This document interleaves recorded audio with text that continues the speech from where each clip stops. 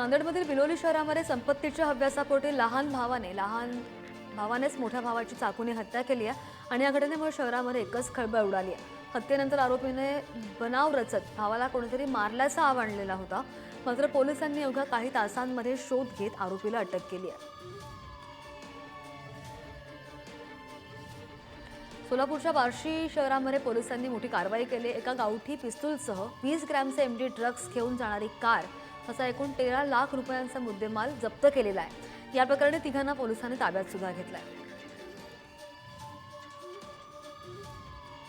जळगावमध्ये सोनं तसंच सोनचाकी चोरी प्रकरणी जालन्याच्या पोलीस उपनिरीक्षकाला निलंबित करण्यात आलंय। पोलीस उपनिरीक्षक सोनसाखळी चोरांना प्रशिक्षण देत असल्याचं तपासामध्ये उघडकीस आलं आणि या प्रकरणी पोलीस निरीक्षकाला तडकाफडकी निलंबित सुद्धा करण्यात आलंय। जालना महानगरपालिकेने खरेदी केलेल्या नवीन ट्रॅक्टरच्या साहित्याची चोरी झाली आहे। महापालिकेने 4 ते 5 ट्रॅक्टर्स खरेदी करून पालिकेच्या आवारामध्ये लावलेत आणि काही चोरट्यांनी पालिकेच्या आवारामधून ट्रॅक्टरच्या साहित्याची चोरी केली आहे। या प्रकरणी पोलिसांमध्ये तक्रार दाखल करण्यात आल्याची माहिती आहे। जालन्यामध्ये अवैधरित्या गुटखा वाहतूक करणाऱ्या ट्रकवर पोलिसांनी छापा टाकला आणि यामध्ये 55,87,500 रुपये किमतीच्या गुटख्यासह एकूण 66,87,500 रुपये किमतीचा मुद्देमाल जप्त करण्यात आला आहे। मिळालेल्या माहितीनुसार पोलिसांनी कारवाई करत एकाला अटक सुद्धा केली आहे। जालन्यामध्ये पैसे आणि सोनं हिसकावून पळणाऱ्या 3 आरोपींना पोलिसांनी अटक केली आहे। स्थानिक गुन्हे शाखेने ही कारवाई केल्याची माहिती आहे। या कारवाईमध्ये 7,500 रुपये किमतीचा मुद्देमाल जप्त करण्यात आलाय, तर आरोपींमध्ये 2 अल्पवयीन मुलांचा सुद्धा समावेश आहे।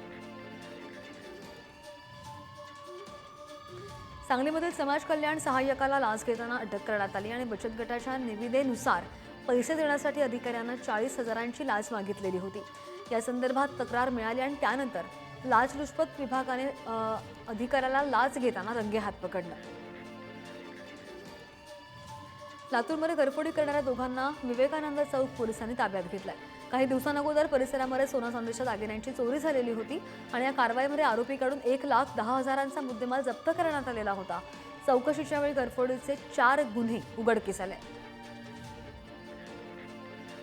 जालन्यामध्ये लिफ्ट मागून ब्लॅकमेल करणाऱ्या टोळीला अटक झालेली होती आणि स्थानिक गुन्हे शाखेने ही कारवाई केल्याची माहिती आहे। या कारवाईमध्ये आरोपींकडून 4,40,000 रुपये किमतीचा मुद्देमाल जप्त करण्यात आला आणि टोळीमध्ये 2 महिला आणि एका पुरुषाचा समावेश आहे। अमरावती शहरामधील रविनगर परिसरामध्ये 20 वर्षीय तरुणाची हत्या करण्यात आली आणि या प्रकरणी पोलिसांनी 3 आरोपींना अटक सुद्धा केली आहे। यावेळी रविनगरमधून नागरिकांनी थेट राजापेठ पोलीस स्थानकावर मोर्चा काढत आरोपींना फाशीची शिक्षा द्या अशी मागणी केली आहे।